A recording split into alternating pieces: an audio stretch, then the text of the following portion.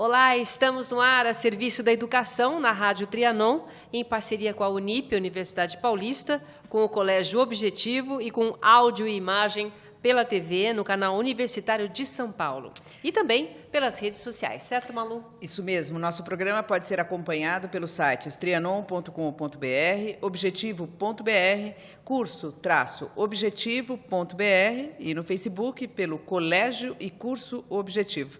E agora também pela TV, em parceria com o CNU, o canal Universitário de São Paulo. Um levante pacífico contra o presidente da Síria, que teve início há 7 anos, transformou-se em uma guerra civil que já deixou mais de 400 mil mortos, devastou cidades e envolveu outros países. O Alto Comissariado das Nações Unidas para os Refugiados, Acnur, calcula que mais de 5 milhões de pessoas já deixaram o país, no maior êxodo da história recente. Em 13 de abril de 2018, o presidente dos Estados Unidos, Donald Trump, anunciou que o país havia iniciado, na madrugada anterior, uma série de ataques aéreos na Síria em coordenação com a França e o Reino Unido. A operação foi uma resposta às evidências de um ataque químico. Estados Unidos e aliados denunciam que o ataque foi protagonizado pelo regime do presidente sírio Bashar al-Assad, que nega a participação.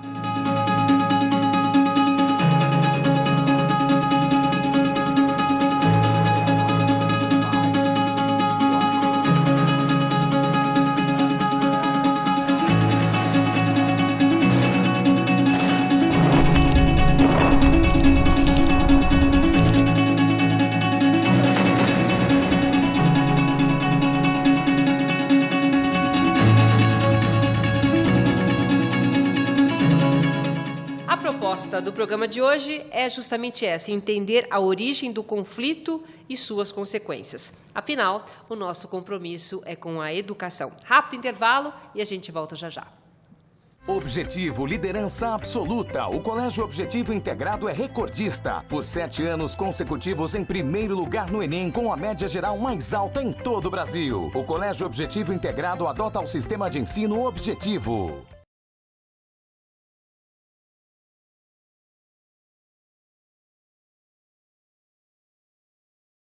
A guerra civil na Síria já é considerada um dos maiores desastres humanitários dos últimos anos. Esse conflito, travado desde 2011, não tem previsão para acabar.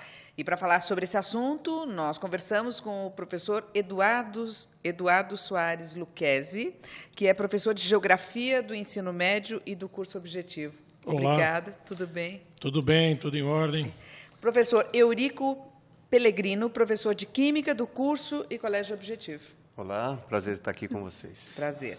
E aqui também o Guilherme Francisco, que é professor de Biologia do curso e Colégio Objetivo, mais conhecido como professor Guima, é isso? Isso. Tudo bem, professor? Tudo bem. Obrigada Prazer pela estar aqui presença. Bom, dos eu queria colegas. começar esse nosso debate falando exatamente da guerra na Síria, né? E aí entra o aspecto geográfico, histórico, que a gente tem que olhar para isso, né, Lucchesi? Como é que começou essa guerra na Síria? Eu acho que o conflito da Síria atual é um dos mais complexos conflitos que a humanidade já presenciou nesses últimos tempos. É de uma complicação assim impressionante, não? A Síria é um país do Oriente Médio que tem uma posição estratégica, porque ela se localiza bem no centro da região. É atravessado pelo rio Eufrates, ao norte o Tigre, né? E faz parte daquele vale tradicional de história, todo mundo aprende, né? O rio Tigre e Eufrates. A Síria tem uma economia muito precária porque ela não é uma grande produtora de petróleo. Isso tudo para colocar, né, o país dentro do contexto geral. E o que acontece?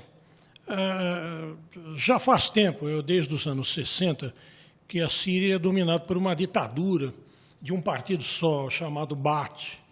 É um partido supostamente socialista, mas que, na realidade, é dominado por uma família, a família Assad. Essa família Assad pertence a uma seita minoritária da Síria e que tem lá, inclusive, relações problemáticas com as outras etnias e as outras derivações religiosas que existem na Síria. É bom lembrar que a Síria é um país muçulmano, né? E a maioria da população é sunita, é uma das seitas mais famosas. Bom, o que aconteceu com a Síria? Durante o governo do pai do atual presidente, o presidente atual é o Bashar al-Assad, o pai dele chamava Hafez, ele governou o país com mão de ferro. E ele reprimia a população e toda e qualquer manifestação contrária, ele mandava o exército prender, matar e reprimir a população. Tanto é verdade que a Síria, até pouco tempo atrás, ela estava em estado de sítio, em estado de exceção, que não saiu nunca. Foi só recentemente que o atual presidente tentou reverter isso aí. Bom, o que aconteceu? O Bashar al-Assad morreu em 99, em 2000, o Hafez morreu em 99, em 2000 assumiu o Bashar, o atual presidente. Bem, ele manteve o estado de exceção, ele não abriu nenhuma benefício para a população. E manteve a população reprimida, ele interviu no Líbano, ele interviu na guerra com Israel, inclusive Israel tomou um pedaço da Síria. Mas o que aconteceu? Mais recentemente, apesar do país estar todo reprimido, ele estava relativamente em paz. Não a paz das armas, mas estava em paz. Aí o que aconteceu? Começou no norte da África, o que a gente chama hoje de Primavera Árabe, a Revolução de Jasmim. Foram revoltas populares contra governos ditatoriais. E o primeiro governo que caiu foi o governo da Tunísia, depois caiu o governo do Egito, depois caiu o governo da Líbia. Inclusive, esses países estão aí com situações bem desequilibradas. A Líbia, inclusive, está em guerra civil. E o movimento seguinte, a expansão desse pensamento de pedida de liberdade, ele acabou se instalando também no Oriente Médio. Nós tivemos esse problema ocorrendo no Iêmen, no Bahrein, na Jordânia e finalmente chegou à Síria. A população queria liberdade, começou a protestar por liberdade nas cidades mais importantes da Síria. Qual foi a reação do atual presidente da Síria? Repressão. É uma coisa que ele tinha aprendido com os pais. Já trazia essa herança no DNA, Já trazia herança no DNA. É interessante que esse cidadão é médico, né? E ele usa de uma repressão atroz, né? E o que ele fez? Ele começou a reprimir a população, mandou o exército atirar na população, só que, imbuído dessa primavera árabe, como a gente diz, a população reagiu de uma forma diferente. E mesmo dentro da Força Aérea da Síria, houve defecções. Vários militares, alguns generais, desistiram, disseram que não iam reprimir a população. Aí começa a estourar uma série de conflitos e o qual o presidente começa a perder o controle.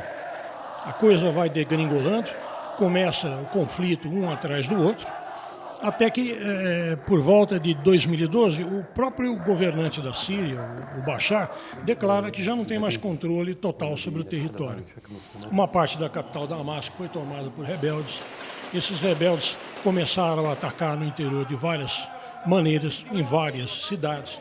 O governo, na tentativa de controlar, começou a reprimir e mandar o exército. Então, a partir de 2012, foi declarada a guerra civil. A coisa perdeu o controle, a ONU passou a considerar dessa maneira. E aí os ataques começam a suceder entre os grupos. E esse é o problema principal que eu acho que qualquer pessoa que acompanha o conflito tem dificuldade para entender. Quem é quem nesse conflito? Isso que a gente acaba não sabendo, né? Não, a gente porque sabe são várias etnias, né, sim. lá dentro, então a gente não sabe quem é quem. Mas o fato de ser uma guerra civil é porque está acontecendo lá dentro. Sem entre dúvida. Eles. Você tem algumas coisas que você pode definir. Por exemplo, você tem o governo da Síria e o exército. É um grupo fechado e que tenta retomar o domínio no país. Você tem os grupos rebeldes. Esses grupos rebeldes são uma infinidade, é uma confusão de gente que não tem tamanho. Uhum. E depois, mais para frente, surgiu um terceiro grupo, que é o Estado Islâmico, e que piorou mais ainda a situação do conflito dentro da Síria. Porque o que ocorre? O governo sírio começou a reprimir fortemente os grupos revoltosos, e as pessoas que eram contra o governo sírio começaram a apoiar esses revoltosos. Então, aí entra um espectro de apoio, que é uma coisa assim muito confusa. O governo da Síria ele contava com o apoio do Irã, tá? Porque a religião do presidente da Síria é parecida com o pessoal do Irã. Vários grupos que lutavam contra o presidente eram da seita oposta à religião, né? Então, aí já tem um motivo religioso, mais ainda, para piorar um pouco a coisa. E o presidente da Síria, além do Irã, começou a receber o apoio posterior da Rússia. A Rússia começou a interferir. Então, ao mesmo tempo, os grupos que lutavam contra o presidente eram favorecidos ou pelos Estados Unidos ou pessoal da Europa, principalmente o pessoal da OTAN. Então, contra o presidente da Síria, estavam os Estados Unidos, estava a França, o Reino Unido e a própria Turquia, que é contra o atual presidente da Síria. Bem, aí o que acontece? Os grupos começam a se movimentar. No norte da Síria, para piorar um pouco a situação, ainda tem os curdos, que são uma etnia diferente de toda a população síria. Os sírios são árabes, e os curdos do norte são outra etnia, que inclusive lutam pela sua independência, para piorar mais um pouco. Então, entre esses grupos que lutavam contra o governo, apareceu o Al-Qaeda. Eu não sei se vocês lembram ou sabem, o Al-Qaeda é aquele grupo de origem árabe que fez os ataques aos Estados Unidos em 2001, né? Em 11 de setembro, né? Aquele famoso ataque. Pois é, ele entrou na confusão também. E um dos grupos radicais desse Al-Qaeda, mais radical ainda que o Al-Qaeda, conseguiram ser, eles formaram o famoso Estado Islâmico. Esse Estado Islâmico, ele não quer nem o Bashar Assad, ele não quer a influência de ninguém. Ele quer criar um califado. Queria, né? Eles queriam criar um califado. É um governo de Alá, tá certo? O governo de Alá na terra, naquela região. Eles invadiram, além da Síria, invadiram o Iraque e dominaram todo o vale do rio Tigre e Eufrates. Então, toda aquela área interior foi dominada por esse grupo. E esse grupo começou a controlar e, curiosamente, ele acabou unindo o governo da Síria e mais os ataques dos grupos externos contra ele, de tão terrível que ele era, né? Ô, Lucchesi, mas não bastassem todas essas confusões, e aí chega a Síria e coloca o uso de armas químicas. Pois é. Que aí eu quero puxar a conversa para o lado do Eurico. Eu só gostaria de colocar assim, houve 3 ataques, e o primeiro foi em 2013. O primeiro foi o que mais... Uso de armas químicas, Sim, 2013. uso de armas químicas. Parece que o governo sírio, em desespero, ou os guerrilheiros mesmo em desespero, fizeram uso disso. E aí, qual foi a arma química que usaram, hein, Eurico? Então, as armas químicas, né? O conceito de arma química é um dispositivo que se utiliza substâncias químicas para causar lesões ou morte, né? E o porquê a arma química é uma arma assim que existe convenção desde 1899 para não usar, porque é uma arma que causa uma morte muito lenta, dolorida, né, com ferimentos internos, ferimentos externos. Então, é uma arma muito dura de ser usada, né? Então, só para entender, é uma arma assim como? Sai de algum, porque a gente entende uma arma, um canhão, a gente entende um tiro, mas a arma química é jogada onde? No ar? no ar. São bombas que explodem e liberam substâncias voláteis, né, que tem ponto de ebulição baixo. E, geralmente, as armas químicas, elas não têm odor, não têm sabor. Nossa, não sente nem. Então, você não sente o cheiro. O que piora muito. Então, simplesmente, essa bomba explode, a substância que é líquida passa para o estado gasoso e vai se dissipando no ambiente. E são armas que poucos gramas da substância levam uma pessoa à morte em questão de minutos, né? E sem ela perceber o aroma, sem perceber o cheiro, a cor, nada. São substâncias incolores, voláteis, algumas até têm um cheiro agradável, né, com cheiro de mostarda mesmo, de amêndoas, tudo. Então, e a pessoa vai respirando e vai tendo, dependendo da arma usada, tem várias classificações, ela vai ter problemas de pele, ela vai ter problemas de erupções de pele, necrose, vai ter desidratação através dos alvéolos pulmonares. Então, a morte é muito dolorida, é muito sofrida assim, para a pessoa, né? Então, por isso que existem convenções proibindo o uso de arma química. É proibido no mundo. Né? É um absurdo, né? Porque não devia ter arma nenhuma, mas assim, é uma arma que leva à morte muito lenta, dolorida, e é por causa desse motivo que o mundo inteiro se mobiliza, né? Claro. Para não utilizar de jeito nenhum. Não que a arma convencional seja boa, mas a arma química é muito mais cruel. Muito mais cruel e dolorida, eu acho que para todos. Independente, né, do que você vai falar, professor Guima, especificamente, né, sobre o efeito que causa essas armas nos seres humanos, nos seres vivos, a sua visão dessa guerra qual é?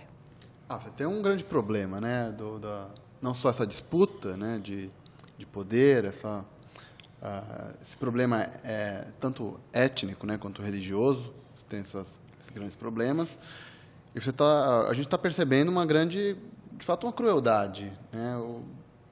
Lembrando bastante o que o professor Eurico falou, o uso dessas armas é uma maneira muito cruel, muito covarde, né, de você reprimir o desejo da população, o movimento ali político que está acontecendo. Isso envolve também, né, outros países, né? A gente tem visto agora, parece, os Estados Unidos quer interferir, você tem a Rússia de um lado, então isso acaba tomando proporção, mas acho que o grande aspecto é a própria crueldade, né, com o povo local, né? E até traiçoeira, se você pensar, né, professor? Porque você está com a arma apontada, né? Ali está vendo, então está vendo o soldado, está tendo, né? Agora, é uma guerra escondida, invisível, né? É uma arma invisível. Entra todo mundo no esquema, né? Porque esse gás ele é transportado pelo ar e vai atingir até o próprio aliado, né? Sim, sem dúvida. Ele se dissipa de maneira uniforme. Então, quem estiver na área de alcance vai ser atingido. E não percebe a vinda do Porque você tem as minas, vamos supor, pegar uma outra, as minas terrestres. Então, você sabe que ali é um local minado. Então, você não vai, porque você sabe que o teu risco é grande. Agora, se solta essas armas, como é que você vai? Não tem controle sobre isso, né? Não tem controle. O mais interessante é isso, né? A Síria insiste em usar isso aí. A gente não sabe, porque aí é um jogo de acusações, né? O governo sírio diz que não foi ele que lançou. Aí os rebeldes dizem que também não foram eles que lançaram. Então, quem teria lançado, né? O exército sírio? É mais provável que sim, porque a gente sabe aí que o Bashar al-Assad usa esses métodos para se impor no país. Mas agora, nada impede... O próprio povo, é isso que não dá para entender. Nada impede que os terroristas, numa forma de chamar a atenção mundial,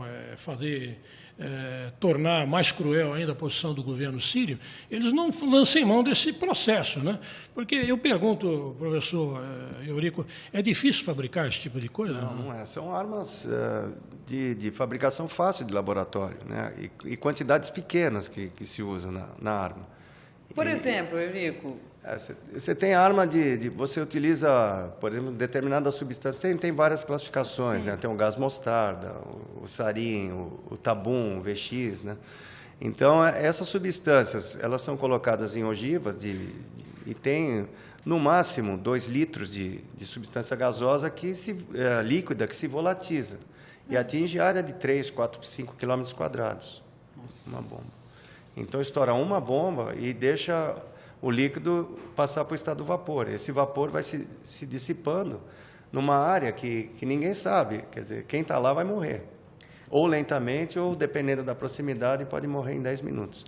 Mas é uma morte extremamente, como eu falei, sofrida, dolorida, né? E as outras pessoas que estão mais distantes vão sentindo também o efeito.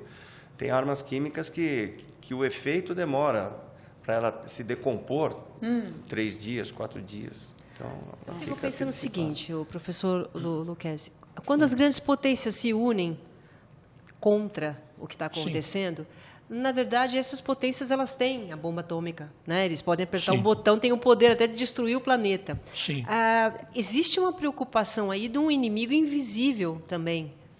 É uma preocupação sublimiar, né? O que se percebe nessa confusão toda que está acontecendo na Síria é como se fosse um retorno da Guerra Fria, né?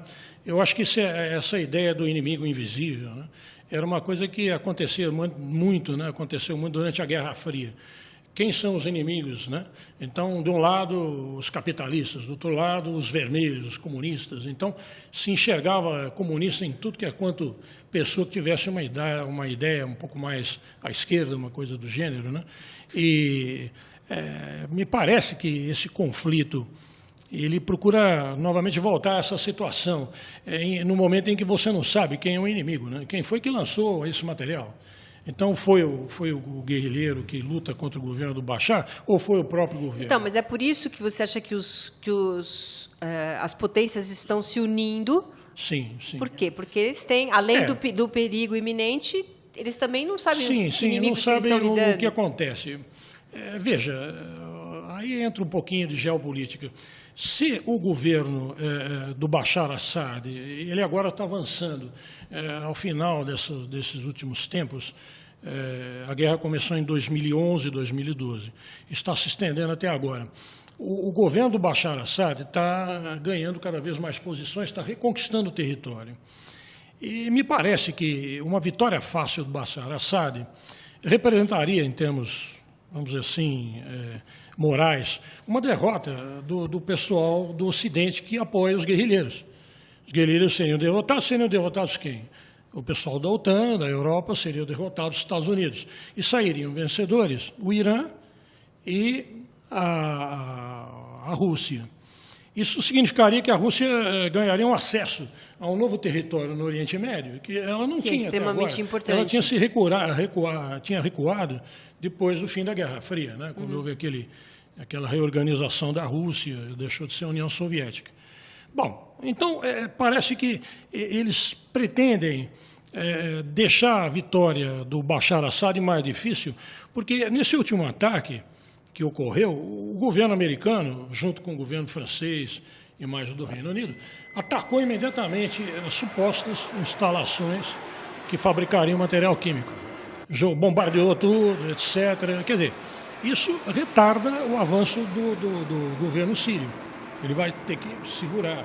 Então, isso é para mostrar que não vai ser fácil para a Síria. Segurar por quê? Porque agora você Porque tem senão ela dominaria totalmente a situação. O governo dominaria a situação, provavelmente faria uma repressão maior, ou talvez não, sobre a população que lutou contra ele. E aí ela se imporia na região, o que imporia a força do Irã e imporia a força da Rússia. E ali há uma disputa muito séria. A Síria faz fronteira com Israel. Israel tomou, inclusive, as colinas de Golã, que eram da Síria. E o que acontece? Israel tem medo do Irã.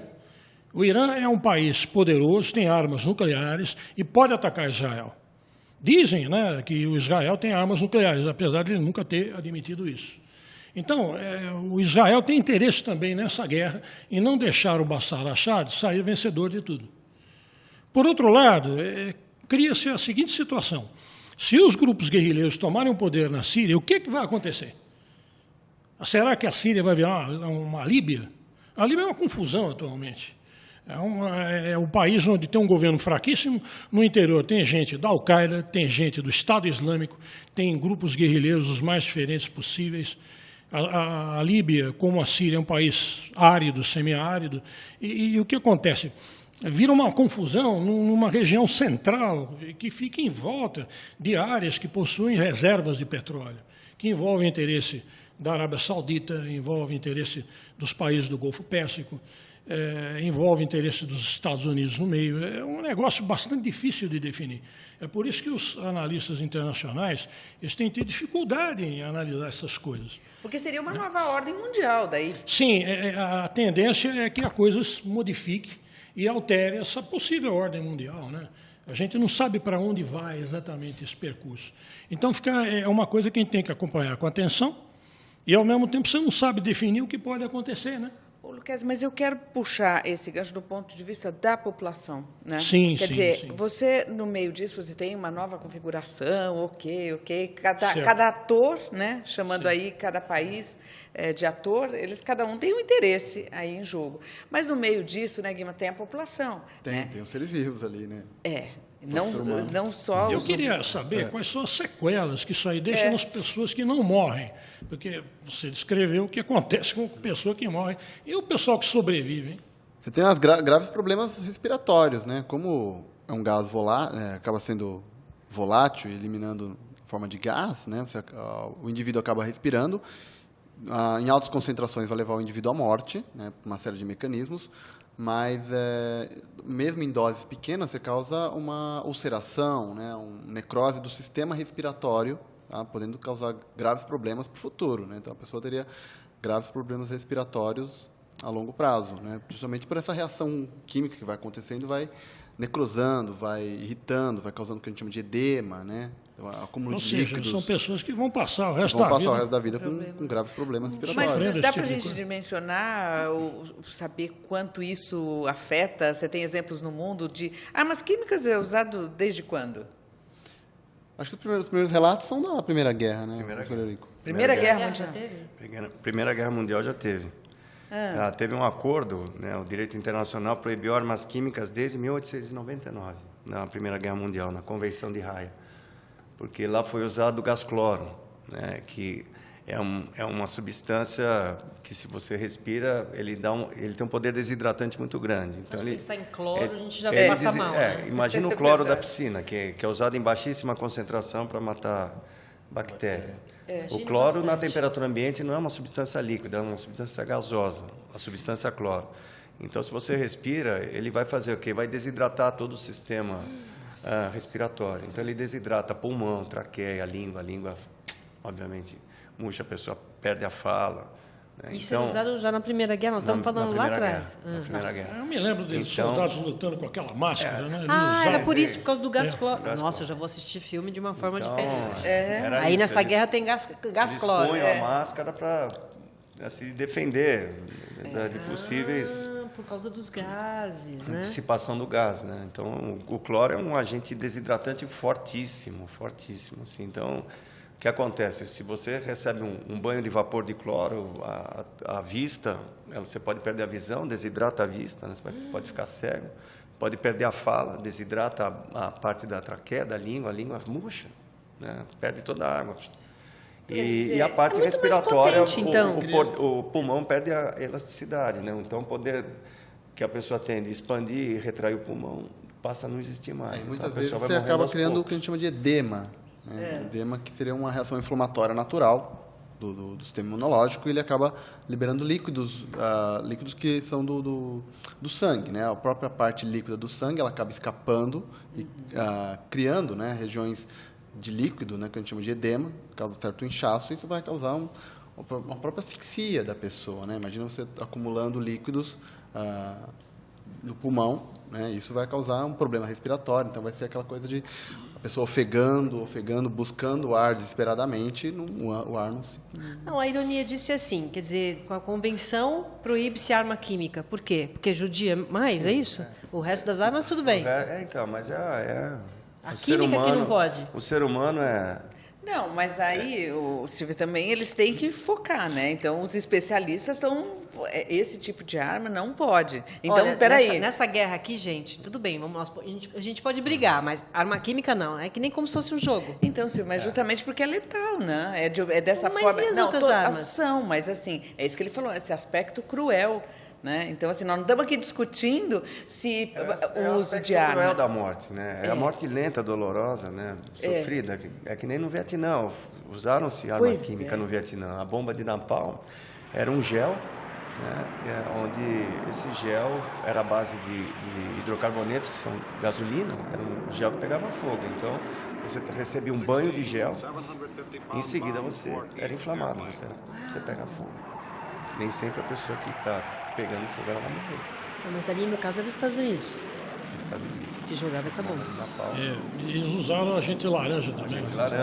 O agente laranja, inicialmente, foi uma substância desenvolvida é um agente desfolhante. Então, eles pulverizavam a copa das árvores no Vietnã para justamente as plantas desidratarem, caírem e os aviões conseguirem ver o deslocamento do exército Vietcong. Os Vietcongues, eles Só que- atacavam o exército americano com foguetes em cima da árvore, né? Então, estava passando o helicóptero e eles atiravam e acertavam. Então, qual foi a solução que arranjaram? O desfoliante. Desfoliante. É um desfoliante, um desidratante. Então, você pulveriza as árvores, elas desidratam, secam, né? As folhas caem. Aí passavam os aviões, conseguiam ver o deslocamento do exército. Só que o exército tinha técnica de guerrilha, era tudo subterrâneo. Então, quando os Estados Unidos começou a ver que olhava para baixo e não via ninguém, o que eles fizeram? Ao invés de jogar o agente laranja na copa das árvores, jogava nas aldeias, para justamente quem estava nas aldeias poder dar a localização do exército Vietcong. O que você queria completar, Guilherme? Tem a questão, isso é a questão imediata, né? A gente tem que lembrar da questão a longo prazo, que muitos desses agentes são carcinogênicos. E o que a gente chama de teratogênico, né? Que causa malformações. Então, nos anos seguintes, no Vietnã, você tinha muito malformação de fetos, né? Em consequência desses dessa guerra. desses agentes químicos, que são mutagênicos. Acabam alterando o DNA, esse DNA é passado de descendência, né? Então aumenta-se a incidência de câncer, aumenta o índice de má formação em crianças, o aumento de abortos, né? Porque tem esse efeito imediato da morte naquele momento e os efeitos de consequência desses agentes. Mas naquele momento e nos anos seguintes, você teve um grande número de alterações de malformações e câncer. Essas pessoas acabam sendo... Agora, eu queria pegar essa questão também, ele falou das árvores, né? Assim, eu imagino que pode também ter acontecido com a vegetação, né? Deve ter sido sim, também outro ser vivo. Você acaba destruindo o ambiente inteiro. Isso se acumula, né? Alguns desses gases são... dessas substâncias são... O Vietnã tem problema até hoje com isso aí, né? Sim, você tem a contaminação do solo, né? Esses agentes... Quer dizer, a gente começa falando do uso de armas químicas na Síria e, de repente, a gente vê que esse assunto é muito mais extenso e muito mais... Está concentrado na Síria, mas acontece em todos os... O momento é a Síria, né? Mas as armas químicas já eram usadas desde a Primeira Guerra Mundial. Já tem notícia de vários tipos de armas. As da Síria são um pouco diferentes das usadas anteriormente. Mas, como eu falei, o efeito da arma química tanto na Primeira Guerra quanto agora, é o mesmo. É a morte lenta, dolorida, sofrida. Então, Eurico, peraí, então aí tem um princípio, né? O princípio é de fazer isso com a população, né? Essa crueldade com a população para morrer devagar. Quer dizer, tem uma coisa perversa. É muito perverso. Uma curiosidade interessante. O desenvolvimento do primeiro quimioterápico foi baseado em arma química. Isso é um negócio isso é uma coisa interessante. Não é né? só coisa ruim. Ainda bem. Percebeu-se que o uso de gás mostarda levava à redução do número de glóbulos brancos, né, em experimentos na Segunda Guerra. E teve essa ideia de usar alguma substância como um quimioterápico para a eliminação de leucemia e linfoma. E o resultado foi muito interessante e até hoje você tem a primeiro da quimioterapia. Espera um pouquinho. Eu demoro um pouco para entender. Ok, vamos lá. Quimioterápico, hoje para mim é tudo bom. Então foi a partir do que? Eu não entendi direito. Explica. Bem, o quimioterápico é uma substância que mata a célula. Então. Né? Vai matar tanto a célula cancerígena quanto uma célula normal. Tá. Né? Que faz aquela quimioterapia. Não tem um efeito ainda. A quimioterapia não tem um efeito alvo, vamos dizer assim. Quando começou-se a estudar o gás mostarda, os efeitos do gás mostarda, né, num aspecto científico, né, num aspecto controlado em laboratório, verificou-se que o uso de certas substâncias dessa arma química reduziam naturalmente a quantidade de glóbulos brancos em pessoas normais. Sim. Tá? Alguém teve o start, né, da ideia de, será que eu posso usar essa substância para destruir um linfoma, que é um câncer de células brancas? E aí foi testado, né, e os resultados foram muito positivos. Então, daí surgiu o primeiro quimioterápico, né, a primeira ideia de usar uma substância química para matar ou diminuir um tumor. Bom, a gente estava na semana passada falando sobre corrida espacial, no outro programa, perdão, falando sobre corrida espacial, e aí eu fiquei sabendo que os foguetes vêm dos mísseis. Então tem sempre um lado bom, né? Bom, né? Tem através dos mísseis daquela época que construíram os foguetes. Graças a Deus. Isso aí, no caso desse tema que a gente está desenvolvendo, a guerra da Síria, ela envolve duas nações ali diretas no conflito, que são o Irã e o Israel, que parecem que têm armas nucleares. E o Irã é um país com uma engenharia muito desenvolvida e desenvolveu mísseis de longo alcance. Eu não sei se a coisa degringolar, se perder o controle, se a coisa intensificar, o que eles podem fazer com essas armas, prováveis armas nucleares. Parece que Israel tem armas nucleares, como eu disse, nunca admitiu, e o Irã andou enriquecendo urânio. Aí entra com vocês esse problema aí de utilização de arma nuclear, já usaram na Segunda Guerra, não? Bom, vamos fazer um rápido intervalo comercial. Depois eu quero saber, já que a gente está falando de armas químicas, existem vários tipos de armas químicas, né? Queria que você explicasse para a gente. Tem 4 E classificações. para o nosso público aqui, tá bom? Okay. Um instante só, a gente já volta. Ranking Universitário confirma. A Universidade Paulista Unip, há 6 anos consecutivos, é a particular preferida do mercado profissional em todo o Brasil. Forma cidadãos conscientes, criativos, empreendedores. Unip, qualidade comprovada.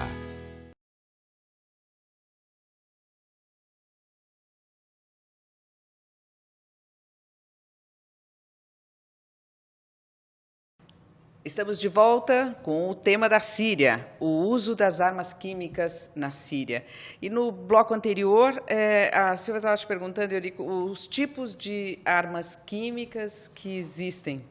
Bom, as armas químicas são classificadas em 4 grupos, né? Tem um primeiro grupo, que são os agentes blister, ou vesificantes, e aí a gente pode destacar o gás mostarda, entre várias outras, né? Que é uma das armas que a Síria provavelmente produz e detém lá em alguns arsenais, né?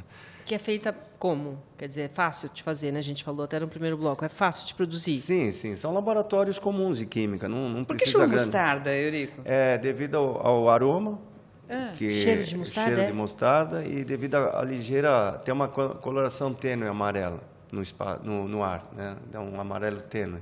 E o aroma é um aroma meio adocicado com cheiro de mostarda, por isso que é chamado assim. Gás mostarda. Tá. A pessoa que sente aquele aroma, tem aquele sabor apimentado de mostarda, mas é letal, né? Ela vai ter, ela se respirou, vai ter problema.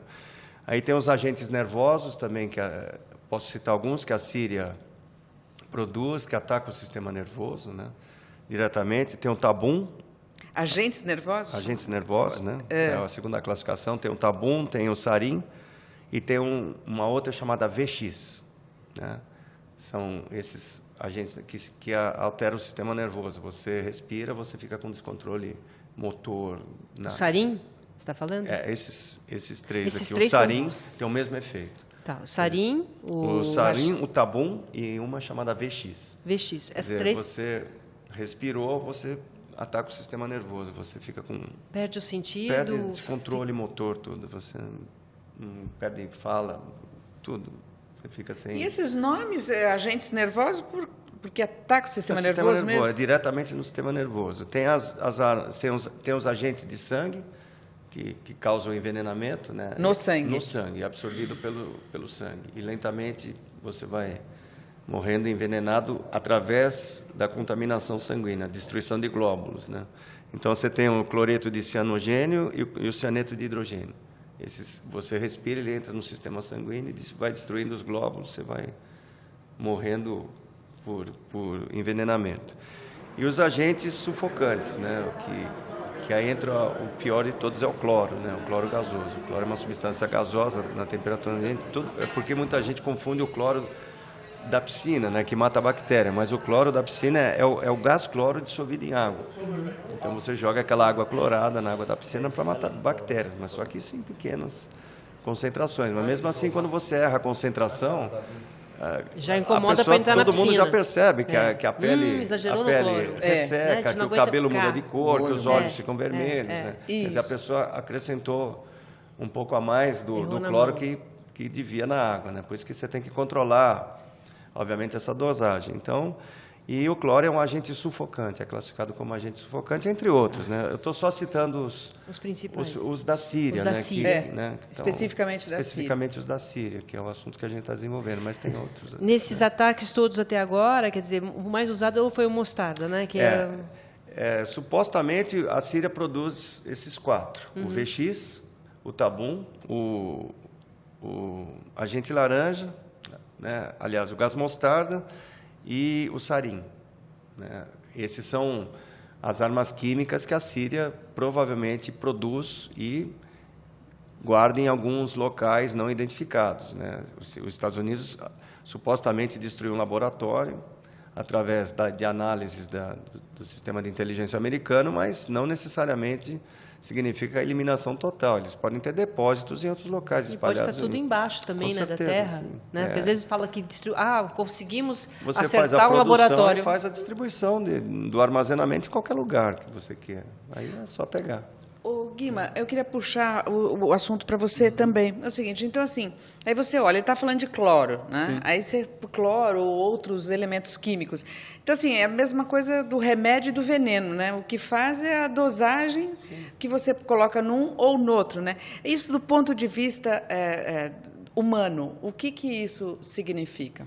O professor Eurico foi muito bacana em colocar as armas químicas divididas em 4 mecanismos, né, de funcionamento. O que ele chamou de agente blister ou vesicante, ele causa uma queimadura grave, levando à formação de bolhas enormes. Né? Então, queimaduras de 2º e 3º grau facilmente conseguidas, principalmente com gás mostarda. Né? O contato, né, do gás com a pele causa uma irritação severa, isso acaba a formação de bolhas, né, que a gente chama de agente blister ou vesicante. Então, essas armas acabam numa irritação muito grande na pele, mucosas, né, que seria o olho, a parte interna da boca, né, a parte do sistema respiratório, causa uma irritação severa, levando à formação de bolhas, e isso causa todo um processo inflamatório importante. Os agentes nervosos, esse talvez acredito que seja uma morte muito agonizante, né, porque ele confunde o mecanismo de funcionamento muscular baseado no sistema nervoso. O sistema nervoso libera o que a gente chama de neurotransmissor, né, que leva à ativação muscular. Okay? É como se fosse um interruptor. Você precisa ligar e desligar o músculo. Isso rapidamente. Então, quando você solta o neurotransmissor, você liga o músculo, tá? O músculo funciona normalmente, e existe um mecanismo interno de desligar o músculo para que ele ligue. Isso acontece normalmente? Isso normalmente. Nós temos um sistema de liga e desliga. Isso. Peraí, Os nossos músculos funcionam assim. Isso. Vamos imaginar um interruptor de luz.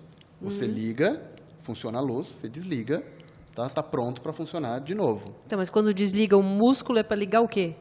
Quando você desliga o músculo, você torna o músculo pronto para ligar quando você precisar de novo. Isso. Não depende. Você faz isso aqui, né? Você ligou o músculo, desligou, eu posso ligá-lo de novo, né? Para uma movimentação. Tá. No caso desses agentes nervosos, eles impedem esse mecanismo. A pessoa perde a... Ele fica ligado constantemente. O músculo ligado constantemente, ele não vai funcionar. Então, imagina a musculatura respiratória, né, muito envolvida nesse inspiração e expiração. Se você liga, você cansa o músculo, você interfere o funcionamento do músculo e você vem aquela sensação de asfixia. E posso... Fica ofegante, porque não desliga. Não vai conseguir. Não desliga. Né, esse é o grande problema do sarin, né, que é o gás mais discutido aqui. Você tem o problema neste mecanismo de liga e desliga. Você torna o músculo constantemente ligado. Uau. Tá? Ele não tem essa volta para funcionar de novo. Isso causa um efeito talvez muito sufocante. Acredito que seja extremamente desesperador, né? A pessoa querer respirar e a musculatura não servir. A pessoa está consciente, né? Ela não perde a consciência em nenhum desses casos. Não. Nossa, mais grave ainda, né? Quer dizer, a dor e é uma coisa rápida, quer dizer, não, né? Vai depender, acho que, muito da concentração, né? Uma concentração alta vai ser muito letal, uma concentração baixa vai propagar. Você falou dos 4? Você falou dos 4? Eu falei dos 2 primeiros, né? Agentes nervosos, agentes de sangue, o cianeto impede geralmente, como o professor falou, destrói, né, os glóbulos vermelhos, as hemácias, que transportam o oxigênio. Então, aí você atinge agora o transporte de oxigênio. A pessoa, digamos, até respira normalmente, mas esse oxigênio não é levado às células. Então, é uma morte sufocante também, né? Por falta de oxigênio sendo levado às células. Né? Isso provavelmente deve causar uma questão de sensação ruim, um desmaio. Né? De perder a consciência, no caso aí. Provavelmente, porque aí você tem um problema de oxigenação cerebral, o cérebro vai naturalmente desligar. Né? E os agentes sufocantes, como o professor falou, o cloro, né, resseca toda a parte do sistema respiratório, então outra morte sufocante. né, causado por esses agentes aí. O Guima, tudo ruim. É assim. Tudo ruim. Não teria nenhum mecanismo humano, né? Agora, eu queria jogar a conversa para você também, Lucchesi. Mas não é proibido o uso de armas químicas no mundo? Quem é o dono do mundo que manda nesse negócio?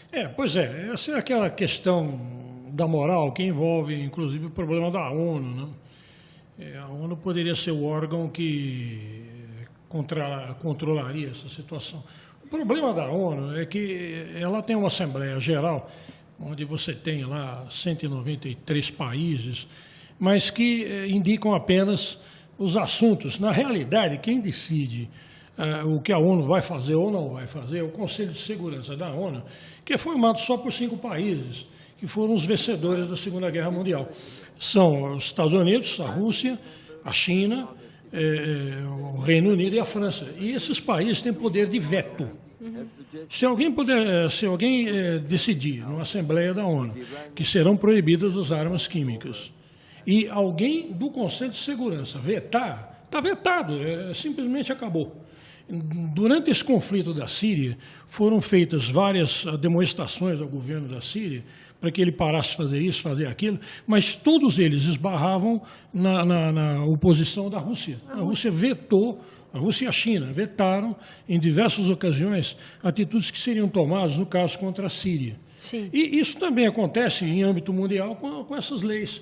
Por exemplo, a Convenção de Genebra ela proibiu o uso de material químico, mas a gente sabe que no mundo, essas grandes potências nucleares, elas produzem armas químicas. Eles estudam armas químicas, fazem estudos e produzem em grande quantidade. E existia até uma notícia que a Rússia tinha desativado 95% das suas armas químicas, mas sobrou 5%. Sabe lá o que é isso, não? Então, fica muito a questão da moral, ou como o governante de plantão, no caso, vai reagir em relação a uma provável derrota, uma provável pressão, se ele não vai lançar mão do que tiver na frente para poder se tornar vitorioso. Fica essa situação, aí vira uma questão de moral. Na Primeira Guerra usaram bastante, na Segunda já foi menos. Mas a coisa não acabou. Aí nós temos esse exemplo da Síria. Professor, aqui. Mas, por exemplo, quer dizer, numa situação como essa, onde o mundo, né, Sim. se sensibiliza, com uma guerra que já dura 7 anos, né, Certo. e a gente, por conta da globalização, a gente recebe, a gente não sabe de onde, a gente recebe essas imagens que realmente são muito horrível. cruéis. Por que a Rússia, no caso, tendo esse poder de voto numa Assembleia, Rússia e China, elas preferem não entrar nessa discussão, porque eles poderiam vetar. É tão mais importante assim ter a Síria como aliada do que o lado humanitário? A China, os Estados Unidos e a Rússia temem que os Estados Unidos se tornem um país hegemônico. Comece a mandar, comece a desmandar, comece a impor suas coisas. A China, a Rússia? A China e a Rússia, Tá. principalmente. Os dois, Podem eles se seus unem. correligionários, mas basicamente esses dois. Nem sempre eles concordam, mas eles têm medo que os Estados Unidos se imponham como nação hegemônica. Porque logo que terminou a Guerra Fria, existia aquela ideia de que o mundo ia ser unipolar, os Estados Unidos iam mandar no mundo, ele venceu. Né? E, de repente, a Rússia consegue se recuperar. A China se torna a segunda economia mundial. E os Estados Unidos mantêm aquela postura de querer ser um país hegemônico. Então, toda vez que pode, a Rússia e a China... Vão contra, não importa o que isso custe. Vão contra os Estados Unidos. E dificilmente eles conseguem se entender. Mesmo nos momentos, logo depois do fim da União Soviética, em que a Rússia estava voltando para o capitalismo, mesmo assim, ela se contrapunha a muitas posições americanas. Aí, a partir de um determinado momento, a Rússia passou a ser dominada pelo Vladimir Putin, ela começou a fazer uma oposição. Foi uma forma que o próprio Vladimir Putin se fez de se impor na Rússia. Eu, como governante, eu enfrento os Estados Unidos. Porque entre os russos existe essa ideia de que a Rússia perdeu, que os americanos agora mandam. De repente aparece um presidente que assume o poder e diz que não, eu vou me impor frente aos Estados Unidos. Então, os russos fazem de tudo para se contrapor. A China entra no esquema, porque ela também está emergendo, é um país que é uma potência, já é a segunda economia mundial. vende produtos para os Estados Unidos, né? Então, quando ela pode se contrapor ao americano e o russo também, eles fazem isso sistematicamente, mesmo que isso custe a vida de pessoas, mesmo que isso custe atitudes totalmente inconsequentes, como essa de se usar material químico, e não há censura porque ficam ali as oposições brigando.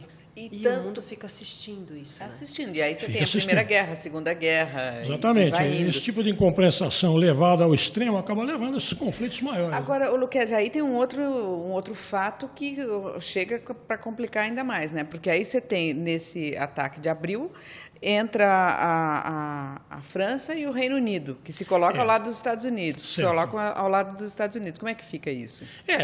A França e o Reino Unido, eles vão atrás dos Estados Unidos porque é uma questão de aliados. Então, mas ela tem voto também na ONU. Ela né? tem voto na ONU, mas aí ele vota a favor do americano. Né? O Reino Unido e a França votam Sempre a favor do vai ter americano. empate. Mas, sempre vai- sim, empate. no momento em que não basta ter empate, é só um Falar não, votar, acabou. acabou. Tem que ter unanimidade. Tem que ter unanimidade. Qualquer medida que assuma uma atitude geral tem que ser unânime. Por exemplo, Uso de armas químicas na Síria. Aí eles votam... se todos votarem contra, aí eles vão ter que dar um jeito de limpar a Síria desse processo. Tem uma organização chamada OPAC, né, que combate armas químicas, que esteve na Síria logo após o primeiro ataque de 2013. E, supostamente, ela supervisionou a destruição dessas armas. Mas parece que não deu muito certo, não, porque continuaram os ataques. Teve outro 17 e 18. Não? Quer dizer, Nós estamos falando de armas químicas na Síria, nós estamos falando de 2013. Nós estamos falando... 13, quando morreram 1.700 pessoas, segundo aí as notícias. A segunda, que morreram 100 pessoas. E essa terceira, que agora morreram 70. Nessas 3 ocasiões, não houve unanimidade na ONU quanto ao combate disso. Foi determinado que a OPAC fosse lá supervisionar a destruição. O governo sírio disse que destruiu, mas, pelo visto, não destruiu, não. E por que só agora que os Estados Unidos, no caso, junto com França e Reino Unido, se manifestaram contra? Até então estavam quietos. É o seguinte, o presidente americano atual, Donald Trump, ele é meio errático, vamos dizer assim, quanto à política externa. Os comentaristas internacionais são todos unânimes em dizer que ele não tem muita consequência do que ele faz, né? Então, ele disse que ele ia se impor quanto ao governo da Síria. No momento em que o governo da Síria tomou uma atitude mais radical, mais agressiva, ele teve que ser agressivo também. Então, ele contando com o apoio da Inglaterra, do Reino Unido, no caso, e da França, ele foi lá e atacou para justificar que ele não pode deixar a Síria fazer o que ela quer. Então, foi lá, atacou, o russo ficou lá reclamando, acabou contemporizando, e a coisa vai se arrastando dessa forma, né? Como eu disse, eles não querem deixar que o Bashar al-Assad ganhe facilmente as batalhas, reunifique o país, porque seria uma derrota para o próprio americano. Então o americano vai lá, ataca, o Bashar al-Assad é obrigado a recuar, porque ele perde forças, e a coisa vai se arrastando até saber lá quando. O americano é a favor dos rebeldes, então? Sim, o americano é a favor de alguns rebeldes, outros não. Por exemplo, ele é a favor de grupos como o Exército Livre da Síria, que foi formado por ex-militares, mas ele era contra o Al-Qaeda. Sim. E o Al-Qaeda atacava lá. Ao sabor da conveniência. É o sabor da conveniência. Os Estados Unidos, por exemplo, é favorável, apoia os curdos. Os curdos são contra a Turquia, e a Turquia é aliada americana. Mas isso não vai ter fim, não. Não, Então, agora... você vê a complicação Não vai ter que fim, fica não. essa situação. E esse é um exemplo, hein? Tem inúmeros exemplos desse gênero, e que torna a guerra um complexo assim, infindável. No momento em que alguém aparece com dinheiro e fornece armas, muitos desses grupos recebem dinheiro da Arábia Saudita, do Catar, outros do Irã, a coisa vai se complicando, não há solução à vista. Porque, por exemplo, se um grupo se exaurisse, acabou a arma, não tem mais dinheiro, os caras perdiam as batalhas e sumiam. Mas não, eles são realimentados, frequentemente. E aí continua a coisa se estendendo. Todos querem se proteger, né? Agora eu queria pegar essa questão que você falou de acabar com as armas químicas. É possível, Eurico, destruir todas as armas químicas? Você faz o isolamento do material, né? Você pode fazer o isolamento em local desconhecido. Você faz um buraco com concretagem, coloca todo o material químico produzido, que geralmente são líquidos, né? Eles viram gases quando obviamente são abertos, diminuindo a pressão. E então você poderia locais apropriados, né, fazer a concretagem, coloca, fecha e fica um local indeterminado. O concreto impede? O concreto, não, aí você faz o isolamento com chumbo, com concreto e deixa lá. Aí vai ter sempre um laboratóriozinho fazendo alguma coisa. O problema é esse, que não são armas tão complexas de serem feitas, né? São substâncias químicas, inflamáveis, tóxicas, voláteis, que em qualquer laboratório você pode produzir. Não é de grande complexidade, né, a O perigo está produção. em qualquer lugar. Em qualquer lugar, porque, por exemplo, Agora, uma indústria, é o que eu puxei esse assunto também com o Guima, quer dizer, uma indústria também pode usar isso, não, Eurico? Sim. Você, dependendo da reação que você faz em casa, você pode ter um grande estrago ali na vizinhança. É verdade. Se você tiver acesso a algumas substâncias que alguém que tem um conhecimento técnico mínimo conheça, ele pode fazer um grande estrago no local que ele mora. É uma coisa assim muito fácil, entre aspas, de ser desenvolvida. Agora, toda essa movimentação em torno das armas químicas, você vê, é pelo efeito que ela causa, porque o número de pessoas supostamente mortas é relativamente pequeno. 70, né? Você está falando. Então, e nós estamos último discutindo foi isso no mundo Segundo inteiro. É o tipo de morte que leva às armas químicas, que é uma morte, como nós estamos discutindo aqui, cruel. É o princípio É muito cruel. E constando com Né? Senão não estaremos discutindo aqui a morte de supostamente, né? Não é um dado confiável. Proibiria 70 a pessoas. produção de armas. Morrer 70 pessoas, né? Não é para ter um grande movimento. Se fosse uma guerra convencional que houvesse lá na Síria, com armas convencionais, com um tiro, morrer 70 pessoas, teria notícia? Não teria E aí, notícia. na Guerra da Síria já morreram Não teria 450 mil. notícia. Tem notícia por causa da morte lenta, dolorida, daquelas crianças sendo levadas, sendo lavadas, né, a pele esfregadas, vivas lá. Isso que causa a dor na humanidade, né? A crueldade sendo exposta. E aí volte-se para a Segunda Guerra Mundial também, né? Que é aquilo Sim, que o Hitler fazia, que maltratava tanto. Ali o próprio gás, né, as câmaras de gás, o gás era uma arma química. Né? O que era ali na Segunda Guerra? Cianeto, é um gás cianeto. Quer dizer, levava-se as pessoas para dentro de galpões fechados, abria-se a torneira, como elas fossem tomar banho, com um chuveiro, tudo, e as pessoas morriam asfixiadas lá. E aí o mundo entra, né? Aí o mundo se coloca, aí Silvia, pegando o gancho daquilo que você estava falando no início, né? Quer dizer, por que outras armas, não se discute outras armas, né? Quando o mundo se posiciona em relação a isso, né? Porque mais fortemente. Na Segunda Guerra, os alemães começaram a perceber que os soldados alemães estavam tendo problemas psicológicos no fuzilamento de tantas pessoas, crianças, né? Mulheres, homens, enfim, todo mundo. Então, eles preferiam... os soldados estavam psicologicamente muito abalados, estava tendo um abalo grande. De ter que matar tanta gente. Né? Então, eles preferiam levar os presos, né?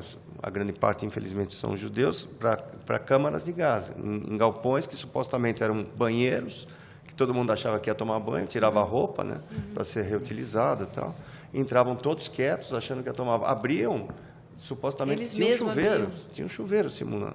E soltava o gás, morria todo mundo, aí eles só pegavam os cadáveres e enterravam. E evitava com que os soldados atirassem numa criança, numa mulher, num idoso, tal. Que eles não tinham mais condições psicológicas de matar tanta gente assim. Um aspecto que eu nunca é um aspecto da guerra, né? É interessante. Que por mais duro que seja o soldado, por mais treinado, você atirar num inimigo que você está preparado é uma coisa. Agora atirar numa criança, num idoso, numa idosa, não é para qualquer um. Não é para qualquer um. Você tem que ter uma preparação mental extremamente forte para fazer isso. Então, a Segunda Guerra, uma das armas químicas foi o cianureto, usado assim, dessa forma. E as pessoas morriam, imagina, sufocadas. Né? E aí nós estamos falando de estratégia mesmo, né? Porque é uma estratégia, né? É uma estratégia para, vamos dizer, poupar o soldado, né? Agora, não é fácil, né? O professor Lucchesi, só para a gente finalizar esse bloco, depois eu quero que o professor Guima fale mais em relação à parte dos seres vivos, das plantas, enfim, tudo que acontece de devastação, né? Para onde vão, por exemplo, esses sírios todos, mais de 1 milhão, sei lá, 2 milhões de pessoas que seguinte, estão perdidos, saindo. O que vai acontecer? Pois é. A Síria, em 2014, os últimos dados que tem aí de censo, tinha 17 milhões de habitantes. Tá, agora ela perdeu 7 milhões. 7 milhões foram embora. Foram para a Europa. 7 milhões, o maior foram para o êxodo que Líbano. existe nos últimos tempos. Sim, um dos maiores. É um dos maiores grupos que existem hoje de refugiados na Europa são sírios. Eles vão pela Turquia, tentam entrar ali pelo sul da Europa, pela Península Balcânica, tentam chegar à Itália, e a gente vê esse pessoal morrer nas praias, inclusive tem aqui a cena daquele garotinho, né? Ele morreu numa fuga dessa da Síria. Sim. E é um problema, os europeus já não sabem mais o que fazer. E vira uma encrenca maior ainda para os países vizinhos. Um dos países mais atingidos é o Líbano, que é vizinho da Síria, um país pequenininho, e está atulhado de gente. O equilíbrio político do Líbano é muito instável, e esse grupo todo de imigrantes que estão lá podem causar problemas muito sérios. O Líbano já viveu uma guerra civil aí durante 15 anos, 16 anos, e pode voltar, né, perfeitamente, porque esse pessoal, no momento em que intervém na política, começa a desequilibrar tudo. A guerra do Líbano anterior teve a participação dos palestinos. Sim. Havia uma quantidade enorme de refugiados e eles começaram a apoiar um grupo religioso maioritário que começou a querer se impor ao outro. E aí estourou a guerra civil do Líbano. Na Síria está acontecendo a mesma coisa. E esse pessoal está indo aí para todos os cantos, inclusive assírios que vieram para cá, né, para o Brasil. Existe a coisa da soberania, quer dizer, quando a gente lembra do Holocausto, enfim, de tudo que aconteceu, a gente tem, né, essa coisa de história, DNA, de se sentir impotente perante uma guerra. O mundo está assistindo, né, o que está acontecendo hoje. Né? No caso da época de Hitler, ficou sabendo depois, quando abriu. Sim, mas o mundo já sabe hoje o que está acontecendo. Quando é uma guerra civil, não pode simplesmente, vamos nos unir todos e vamos invadir, vamos acabar com isso? Esse seria o ideal, né? Eu acho que se você pudesse tomar uma atitude desse gênero, seria o certo. Essas nações todas poderosas podiam ir lá, separar os grupos que brigam, quem sabe substituir o governante, porque já ninguém mais atura o cidadão. São um grupo de correligionários pequenos que gosta do Bashar Assad. Essa é uma proposta dos Estados Unidos, substituir o governante, colocar outro no lugar para poder interromper definitivamente a briga. Mas aí era do Obama, né? Não é do Donald Trump. Do Obama. Não. O Trump, ninguém sabe o que ele quer, né? Ele mudou o secretário do exterior dele rapidamente, e o outro que está entrando tem medidas assim muito radicais, e a gente não sabe para onde isso pode se levar.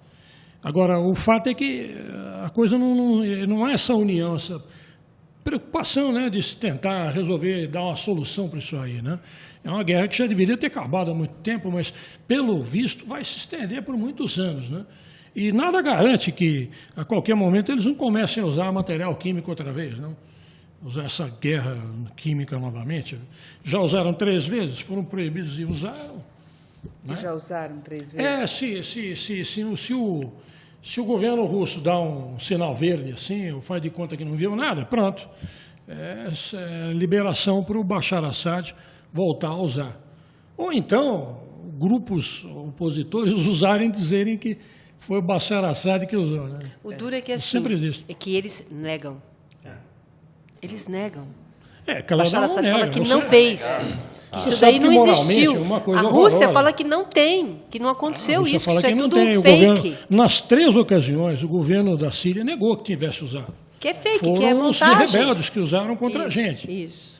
Então, mas eu também não descarto essa possibilidade. Pode ser. Sim, não pode se descartar. Você não pode, porque senão você estaria se posicionando do lado. Eu conversei com alguns sírios aqui, Eles acreditam. Eles não acreditam que foi o Bashar Assad. Eles acham que foram os rebeldes.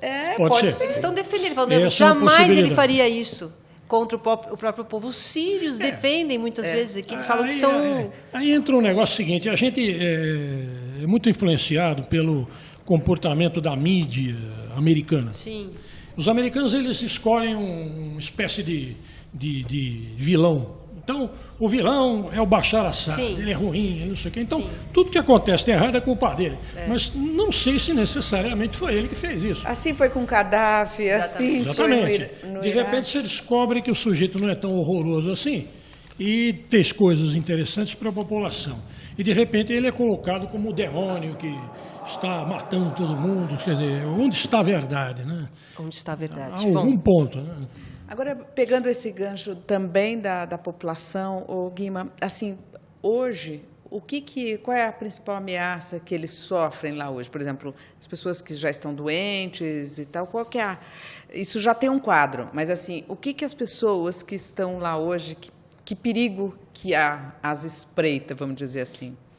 Talvez muitos desses componentes das armas químicas acabam sendo um pouco estáveis, né? Na natureza, eu queria a opinião do professor Eurico também, se essas moléculas são estáveis. São.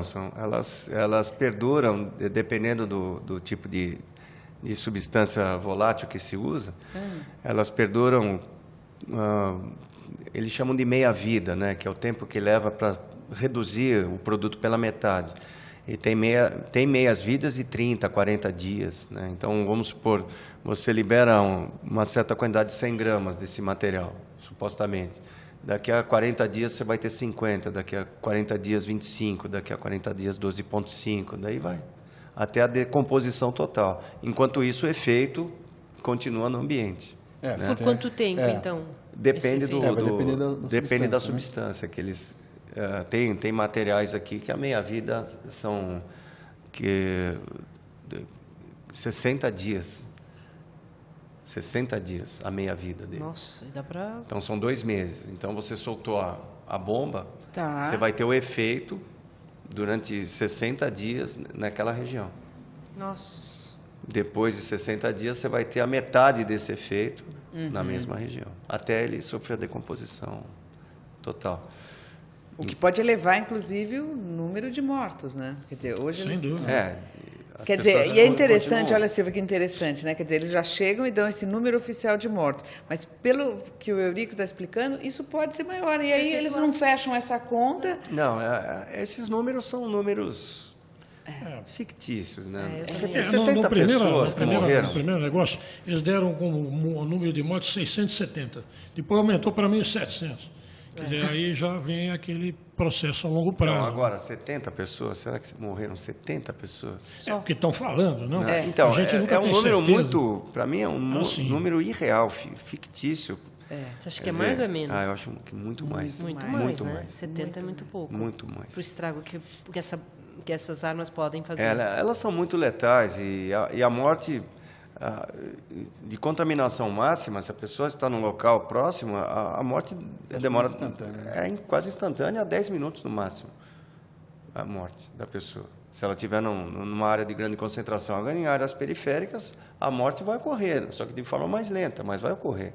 Agora, esse número 70 pessoas, para mim, assim, desde a primeira vez que eu vi, eu falei, para mim está muito fora da realidade. E para os animais? Vamos esperar para o outro bloco, então? Ok. Aí você já começa a falar? Então, um rápido intervalo e agora o professor Guima vai falar os efeitos realmente dessas armas nos seres vivos, nas plantas, nos animais e até em que boa parte do planeta a gente tem que se preocupar com isso, né, professor? Um instante só, a gente já volta. Objetivo Liderança Absoluta. O Colégio Objetivo Integrado é recordista. Por 7 anos consecutivos em primeiro lugar no Enem, com a média geral mais alta em todo o Brasil. O Colégio Objetivo Integrado adota o sistema de ensino Objetivo.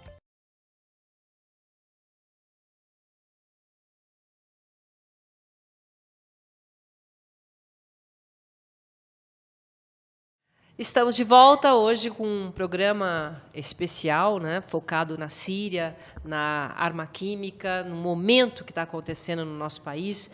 E agora eu queria que o professor Guima falasse um pouquinho dos efeitos, né, que essas bombas, que essas armas podem causar nos seres vivos, nas plantas, nos animais, e por quanto tempo isso pode durar. Certo. Isso vai bastante ao encontro do que o professor Eurico disse, que é a meia-vida da molécula. Se você tem uma molécula de baixa estabilidade, que dura pouco tempo e é degradada rapidamente, isso tem um baixo efeito ambiental, né? De repente, você tem a morte de alguns animais, porque o mecanismo é muito próximo, né? Principalmente os agentes nervosos vão funcionar independente boa parte dos animais, que tem uma fisiologia próxima à nossa, né? Os mamíferos ou os vertebrados em geral, você vai ter um efeito muito parecido, né? Animais inferiores por outro mecanismo, talvez a consequência seja um pouco menor, né, pela diferença de funcionamento dos próprios grupos animais. Na questão, você pode ter uma contaminação do solo, mas isso vai depender muito da própria natureza química da molécula. Uma molécula que fosse muito estável poderia ser acumulada, né, ao longo do...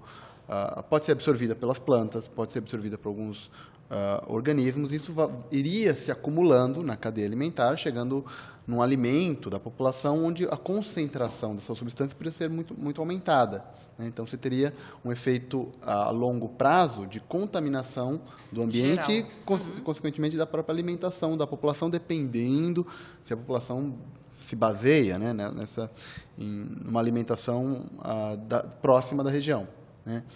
Mas se as substâncias são de uma estabilidade relativamente curta, né, então talvez esse efeito seja bem menor, né? Você tem mais um efeito imediato, né, em questão de mortalidade de alguns organismos, né, desde que a gente imagine que este agente químico funcione da mesma maneira que funciona num ser humano, né? Então, acho que o exemplo mais clássico é o agente nervoso, que interfere no funcionamento do sistema nervoso.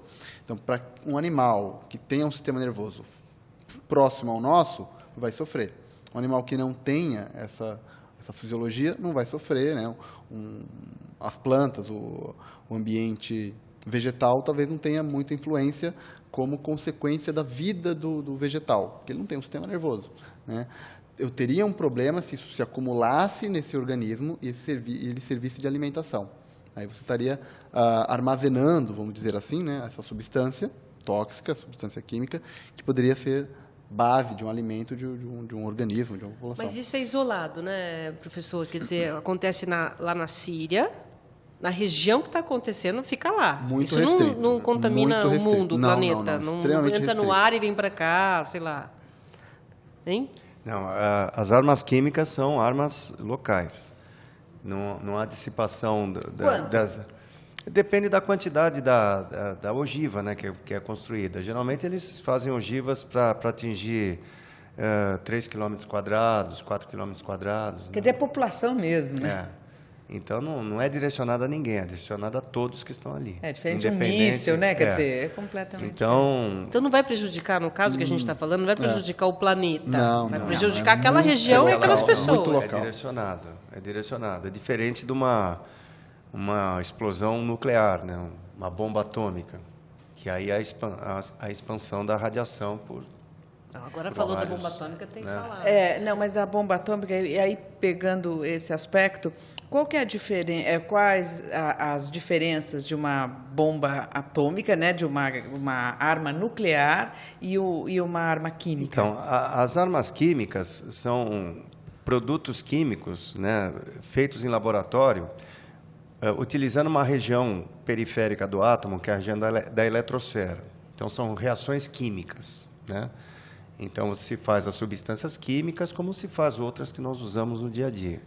Agora, a bomba atômica, a bomba H, é uma reação nuclear, que acontece não na parte periférica do átomo, na parte central, do núcleo do átomo. Então, a energia envolvida nessa reação é infinitamente maior do que uma bomba química, né? Infinitamente maior. A quantidade de energia liberada, o poder destrutivo, né, vamos assim dizer, é infinitamente maior. É incomparável com uma arma química e uma arma nuclear.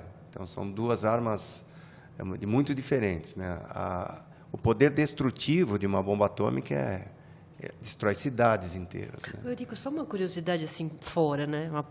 Os americanos se assustaram com o efeito da bomba atômica. Eles mesmos, eles não sabiam daqui do poder. Sim, né? eles quando foi lançado, eles não esperavam que fosse destruir tanto, eles tinham feito, né? os testes já de algumas bombas atômicas antes de ser lançada sobre as cidades de Hiroshima e Nagasaki, mas os próprios que estavam no avião, né, o piloto e os demais, eles se assustaram com o tamanho do impacto que teve, né? Tem filmes que relata isso, né? O avião tremendo todo, eles vendo o impacto, vendo aquela destruição, eles mesmo não tinham a dimensão do poder destrutivo de uma bomba atômica, né? Porque a temperatura que chega ao local é uma temperatura elevadíssima, né? Elevadíssima. Então, a queima do oxigênio o deslocamento do ar é tão grande que tudo vai caindo, tudo vai sendo destruído, né? Nada para em pé, são poucas os prédios e muros que resistem a esse deslocamento de ar gerado pela queima do oxigênio. E a temperatura é tão alta que as pessoas simplesmente desaparecem, elas desintegram, né? Elas pulverizam, né? Então, tem imagens assim, impressionantes da Segunda Guerra que você vê só a silhueta da pessoa, em muros, em calçadas, né? Ela recebeu o deslocamento do ar e, ao mesmo tempo, a onda de energia na forma de calor. Então, ela pulverizou. Então, você só vê a silhueta, assim. Então, é uma morte instantânea, assim, para quem recebe naquela região de 3, 4 quilômetros, 5 quilômetros quadrados, né? O impacto. Agora, tem a radiação, que tem os efeitos que todos nós sabemos, destruição de células, né? Que o Guima pode até complementar de uma forma melhor. Você tem o efeito, né, uma radiação alta, letal, em poucos minutos, né? Você tem o grande problema da consequência a longo prazo, que a radiação acaba criando mutações e isso leva ao aparecimento de câncer facilmente. A arma química também? Ou é menos? Bem menos, vai depender do composto. Tá. Vai depender muito do composto. Mas a arma nuclear... De certa forma, eu acho que isso nos protege, porque a partir do momento que eles sabem o que causa uma bomba atômica, os países que têm as suas bombas, eles sabem o efeito que faz apertar aquele botão. Então, eles mesmos se protegem, e eu acho que é uma forma, né, de segurança, porque apertar o botão lá, tanto para a Rússia quanto para a União Soviética, para Estados Unidos, eles sabem o efeito que causa. Isso cria um paradoxo, né? Você tem uma arma final, né? Pode acabar com tudo. Vai acabar com o mundo. Ao mesmo tempo, você não deixa de fabricar, né? Para se proteger. Se você sabe que ela vai acabar com tudo, por que fabricá-la? Não? Então, porque o outro também tem. Para se proteger, essa situação não? Proteger do quê, se você vai acabar com tudo? Você tá vendo? É um paradoxo, é verdade. É uma guerra sem vencedor, na realidade. É verdade. É uma guerra sem vencedor. Todos derrotados. Todos derrotados. Agora, mas também, então, aí voltando ao assunto das armas químicas, quer dizer, então eles usam as armas químicas como escudo para dizer assim, olha, uma ameaça, olha o que eu posso fazer com a população. Então, por favor, me temam, né? Aí tem um outro negócio que realmente a gente lembra. Algumas dessas armas estão sendo usadas em grupos-alvo. Determinada etnia de dentro da Síria sempre foi oposição ao Bashar Assad. Então, manda a bala nos caras. É mais ou menos assim. Tira o inimigo da frente. Elimina o inimigo, jogando material químico, que é uma coisa devastadora, e é uma forma de o governo demonstrar, olha, não brinque comigo. Eu sou cruel mesmo. É recado, né? Ele quer mandar um recado para o mundo. Exatamente. Isso pode acontecer. Então, aí entra aquela discussão que a gente estava falando, de que o ataque pode ter sido ou do governo ou de grupos correligionários opostos, que estão procurando um grupo-alvo para atacar. Você é favorável do governo, então eu vou jogar a arma química em você. Você é contra mim, eu vou jogar a arma química em você. Que desde princípios esses grupos já eram opositores ao governo. Então, ele aproveita para eliminar e, ao mesmo tempo, mostrar de forma cruel, né, o poder que ele tem. Coisa assim. Eu acho que a arma química é uma arma mais emocional do que letal. Né? Emocional? Eu acho. Uma arma mais emocional do que letal. Por quê? Porque, você vê, o mundo inteiro parou, né, para ver o que acontecia lá num conflito com poucas mortes, teoricamente, né, devido ao tipo de morte que aconteceu. Não foi por causa da quantidade ou pela destruição da cidade, é pelo tipo de morte que ocorreu ali. As imagens que correram o mundo são imagens muito impactantes, né?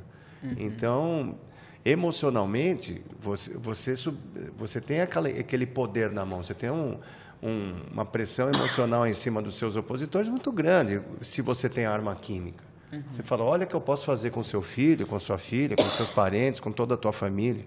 Eles vão morrer desta forma, de forma lenta, dolorida, e não tem como salvar, não tem saída. É a morte correta. Então, eu acho que é uma arma assim que acaba com o emocional dos seus opositores, vendo como quem está ao seu lado está morrendo.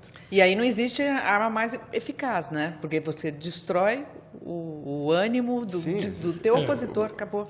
A disputa moral em guerra é uma constante, né? Você tem a coisa midiática, os opositores da guerra, eles manipulam a imprensa, manipulam a informação. Né? Tá vendo? Olha aí, mostra criança sofrendo, morrendo. Isso. Né? Isso é uma forma de propaganda. E isso aí é uma coisa horrível, mas existe, né? Nesses conflitos. E o caso da guerra civil da Síria é bem característico. Começa a guerra de informação, né? Quem é que pode mais? Quem é que informa mais? Então vem a notícia falsa. Jogo, né? Exatamente. Vira um jogo e a população entra no jogo. Ela acaba virando o peão do jogo. Que são né? os piores. Agora, Eurico, e o antrax? Saiu de moda? Porque antes só se falava em antrax. É verdade. Não, é uma questão o antrax ele é um pouco mais complexo para ser produzido os equipamentos utilizados na produção são um pouco mais sofisticados, né? Então, essas outras armas químicas que nós citamos, o VX, o Tabum, o agente laranja, o equipamento laboratorial é mais simples de ser fabricado. Então, não é que ele... por uma questão de estratégia, dimensionamento de laboratório, de transporte de equipamento, fica mais fácil fabricar as outras do que o antrax, né? Então, é por isso que está se usando essas outras que nós... No caso, a gente fica pensando, né, quando a gente vê as fotos lá na Síria, esses laboratórios, tudo muito precário, porque está tudo destruído, quer dizer, eles, em qualquer cantinho, podem construir essas armas. Então, eu fico imaginando, esses cantinhos têm ligação com o Bashar Assad? Tipo assim, o Bashar Assad fala, olha, você que está em um laboratório naquele cantinho, pode soltar na população. Não existe ele isso. Não vai chegar diretamente para o cidadão, você vai lá e faz a maquina. Se bem que é uma possibilidade. Mas ele vai mandar aqui alguém, que mande em alguém, que mande em alguém, dê uma solução no problema. Então, olha, aquela etnia está me criando problema. Eles falam só isso para o general. Aí o general vai descobrir qual é a solução que ele pode dar, incluindo esse negócio de arma química. Aí usou, o cara, não estou sabendo, né? Eu não falei nada disso. Ele pode muito bem sair por aí. Né? Professor, existe solução? Quer dizer, qual é o futuro que você vê numa guerra que já dura 7 anos? Se existe alguma esperança de que isso possa mudar? Eu acho que a curto prazo a coisa não vai rolar, não. Eu acho que esses grupos superiores que estão em disputa, ou seja, os Estados Unidos, Rússia do outro lado, eles estão ali numa disputa de hegemonia e eles podem arrastar isso aí indefinidamente, interferindo em determinados momentos, apoiando determinados grupos, retirando o apoio. Aí a coisa vai andar. A guerra civil do Líbano demorou 16 anos para resolver. E curiosamente, 16. E curiosamente quem resolveu foi a Síria.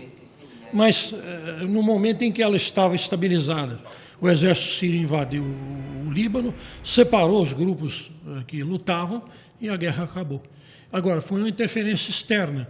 Agora, eu não sei se a Síria em si vai ter uma solução desse gênero. Porque são vários grupos, então como é que faz? Muitos não tem grupos. ninguém para chegar lá e separar os grupos. Não tem. E é grupo um inimigo do outro. E esse grupo luta contra o governo, mas dentro dele, um é favorável ao americano, outro é favorável ao curdo, outro é favorável ao turco, outro é favorável à França, e nem sempre esse da França é aliado americano.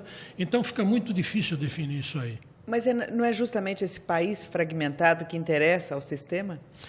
Pode ser que sim, já deram uma solução de separar a Síria, fazer uma fragmentação, deixar o governo num lugar, sim, outro grupo no outro grupo. Já houve uma proposta nesse gênero. Agora, se isso aí vai continuar, eu não sei. É claro que a gente sabe que o governo sírio não quer nada disso, né? Ele quer manter a união do país, a unidade do país. Mas já houve essa proposta de se dividir o país. O que ele quer, o governo sírio mesmo, efetivamente? Ele quer continuar dominando a região, formar o governo dele e controlar o poder, a economia, mesmo que em frangalhos, ele vai manter o poder ali dentro daquela região.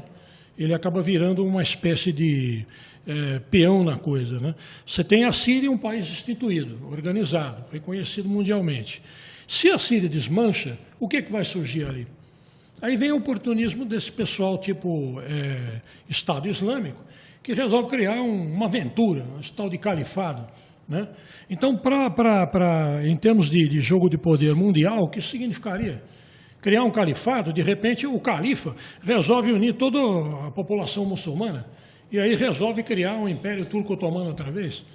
Quer dizer, aí entra a questão do petróleo. Como é que essa gente vai reagir em relação ao petróleo que é vendido? Qual é a garantia de que o Estado Islâmico, assumindo o poder, ele vai continuar vendendo petróleo para a Europa, para o mundo, enfim? Ou ele pode cortar tudo? Então, mas tudo isso exige muito dinheiro, né? Então, Exige cada muito lado dinheiro. está sendo alimentado. Está. Os rebeldes estão sendo alimentados com arma, o Bashar Assad está sendo alimentado. Quer dizer, existe aí uma guerra fria por fora Sim, dos sim. países, as potências, alimentando Sim, essa sim. guerra. Sim, e uma potência que a gente sempre esquece de citar e que intervém é a Arábia Saudita. Um país rico, com muito petróleo, muito dinheiro, e ele dá arma para alguns desses grupos, tá certo, que lutam na guerra civil. E que tem bomba atômica também. Isso Bom, aí não já sei, é também algo que, nem todos contam, né, Lucas? teoricamente, a Arábia Saudita assinou o Tratado de Não Proliferação Nuclear de 68. Então, teoricamente, ela não poderia usar material radioativo para fabricar armas nucleares. Ela só poderia enriquecer material atômico para usos medicinais, químicos, experiências e coisas assim. Agora, se ela, por baixo do pano, produziu uma arma ou recebeu a arma de alguém, aí já é outra coisa que é uma hipótese totalmente discutível, né? É a história de Israel. Tem gente que acha que Israel tem arma nuclear. Eles têm capacidade para fazer isso, mas eles nunca admitiram isso. Agora, Israel não assinou o Tratado de Proliferação Nuclear. Então, é uma possibilidade grande. Professores, eu queria saber, em sala de aula, qual é o questionamento dos alunos? Eles questionam em relação à arma química? Já me perguntaram o que é esse negócio de arma química? Olha, professor? tá vendo? Eles O sempre- que é esse negócio de arma O que química? é esse negócio de arma química? O que é? Como é que funciona? Eles têm essa curiosidade, né, de saber quais são, como funciona, os efeitos, assim. Mas, assim, é mais por curiosidade de notícia, né? Tradução de notícia. Pulverizada, deles, né? Então, eles vêm perguntar, e eu, de uma forma mais simplificada, assim, sem entrar em formulações, em produção, em fórmula, Claro. em nome oficial, tudo, eu explico mais ou menos quais são e os efeitos que causam a dose letal, que é mínima, né? Uma pessoa de 70 quilogramas morre com, no máximo, 1,5 miligramas da substância. Nossa, Eurico, como Você que tem- é uma pessoa que pesa 70 quilos? quilogramas, Isso. é dose letal de, no máximo, estou falando no limite máximo, 1,5 miligrama do composto da arma química, do gás mostarda, do gás sarin. Miligrama, não é 1,5 grama, miligrama. É nada. É nada. Então, eu dou mais ou menos esses parâmetros para eles, tal. É assim que funciona, é assim que é produzido, são essas as principais, tal. Na Síria, supostamente são estas que eles estão usando. É um bate-papo assim.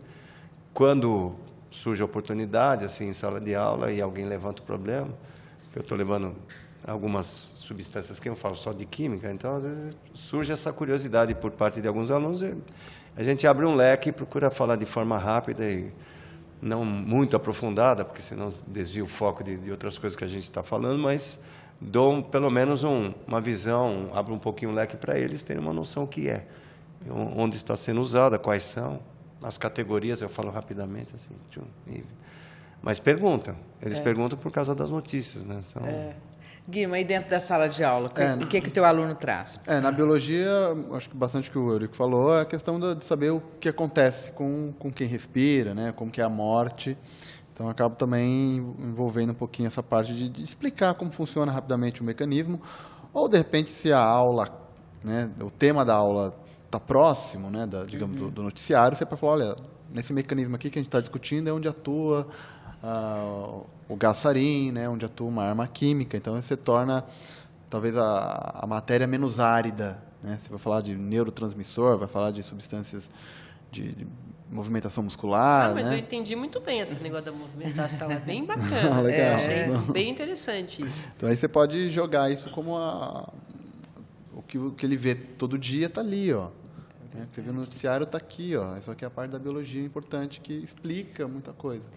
Eu queria estender essa pergunta também para você, Lucchesi. Isso é um tema de vestibular também? A guerra Pode na ser, Síria é um pode ser. tema de vestibular também? Pode ser. As questões que apareceram no vestibular, eles falavam principalmente sobre a Primavera Árabe, né? A guerra civil da Síria como uma extensão disso aí. Foi usado algumas vezes. Falaram também, fizeram muitas questões sobre o Estado Islâmico, por causa da extemporaneidade, da bizarrice que era aquilo, né? Então foram feitas perguntas sobre isso. É que o Estado Islâmico não perdurou, ele simplesmente está desmanchando. Isso que eu ia falar, você está falando sempre no passado, acabou? Olha, a coisa está quase lá. É? E, inclusive, os americanos tomaram uma atitude em relação ao Iraque, de voltar com forças e continuar com forças militares ali, porque eles temam que aconteça a mesma coisa que aconteceu quando eles se retiraram do Iraque e o país entrou em guerra civil, virou uma bagunça. Então, eles estão querendo manter as forças para evitar que o Estado Islâmico retorne novamente, né? Essa é a ideia, segurar a coisa lá. Então, eu falo no passado porque eles perderam muito o controle das coisas.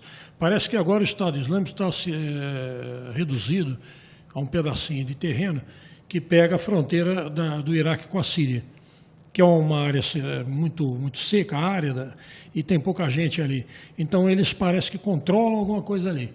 Mas o Estado Islâmico foi combatido tanto pelo pessoal, que eram as forças opositoras do Bashar al-Assad, quanto combatido pelo próprio Bashar al-Assad. Houve uma coalizão internacional formada por 10 países, incluindo os Estados Unidos, Reino Unido e tal, que combateu o Estado Islâmico. O Iraque combateu o Estado Islâmico, então juntou todo mundo para bater no Estado Islâmico. E ele perdeu muito a força. Como ele tomou atitudes muito radicais, ele controlava o território à força, sacrificava a população e tomava atitudes assim muito violentas, ele perdeu o apoio popular rapidamente. Então, quando as forças inimigas chegaram, rapidamente o pessoal abandonou o possível controle do Estado Islâmico e caiu fora. E o Estado foi perdendo força, de modo que a gente não sabe a que ponto ele está reduzido hoje. Ficou muito pequenininho. Mas o risco dele retornar sempre existe, não? Fanatismo é um negócio sério, né? É uma coisa difícil de controlar, né?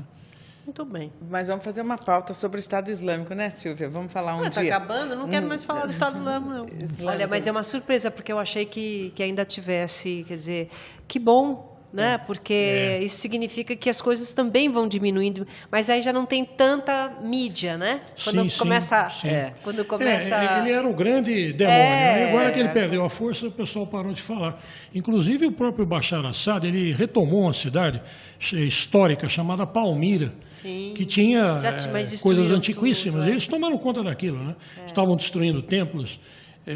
Porque eles têm aquela postura muçulmana de que não há imagens, lá não tem imagem, então não pode haver imagem de nada. Você encontra um tótem, um símbolo, ele destrói. A postura radical desse pessoal é desse tipo. E em Palmira estavam destruindo coisas, só que o exército do Bashar al-Assad retomou a cidade. Mas aí não dão tanta notícia quanto não deram tanta notícia quanto foi. Não é? Mas foi assim, tomou, perdeu, retomou novamente. Um vai e vem, mas estão conseguindo empurrar o Estado Islâmico para o mínimo aí de espaço. Bom, mas eu acho que eles também estão agora olhando para o mundo de uma forma diferente, né? Porque sempre ficou essa questão maniqueísta, o bem e o mal, o capitalismo e o socialismo, o comunismo, né? O mundo parece caminhar aí por uma nova ordem. A multipolaridade, né, como se diz, a emergência de novos países, é uma tendência que estava ocorrendo. E nesse momento em que nós estamos vivendo, parece que houve um retrocesso em alguns grupos aí mais conservadores, de que se sentiram meio perdidos, né, meio sem parâmetro no mundo globalizado, né, no mundo diversificado. Então, você vê a reação da Inglaterra com o Brexit, você vê a reação do Trump, uma série de motivações que ele toma atitudes radicais. Então, ao mesmo tempo que evolui, você vê que retrocede também, né? Bom, a gente espera que a gente tenha contribuído, né? Porque é um assunto interessante, um assunto que está aí atual para os alunos, para as pessoas. Eu mesmo adoro, porque a gente está sempre tentando entender o que está acontecendo. E é uma história atual, né, Silvia? Atual, mas muito obrigada pela presença de vocês. E eu queria terminar com uma fala, então, pode ser, Eurico, o que fica desse assunto para você, o uso de armas químicas na Síria? Eu me entristeço muito com a utilização desse tipo de arma. Eu acho que, primeiro, não devia haver arma em lugar nenhum. Né? Eu acho que esse é o melhor dos mundos, né? Seria o mundo ideal, né? Mas, assim, nós caminhamos para um lado assim muito ruim, né, com as armas químicas. É a pior forma de morte, a morte mais cruel, como eu falei, a morte mais dolorida para as famílias, para todos, né, para o meio ambiente. Quer dizer, se fosse possível ter um controle maior em relação a esse tipo de armas, se há necessidade de arma, não as químicas. Né? Só isso, eu acho. E você, Guilherme? Também concordo, né, com o professor Eurico. A utilização da arma química, como a gente acaba sabendo um pouco mais do mecanismo de ação, você fica um pouco mais impactado, né? É assim que eu estou me sentindo, eu estou impactada. Uma coisa é você ver a pessoa sofrendo, outra coisa é você entender por que está sofrendo. Né? Então, isso talvez cria não só um impacto, mas cria aquela empatia, né? Com o sofrimento alheio. E, obviamente, a gente torce para que se resolva o mais rápido possível e que não se use mais, né, esse método tão cruel, né, de repressão.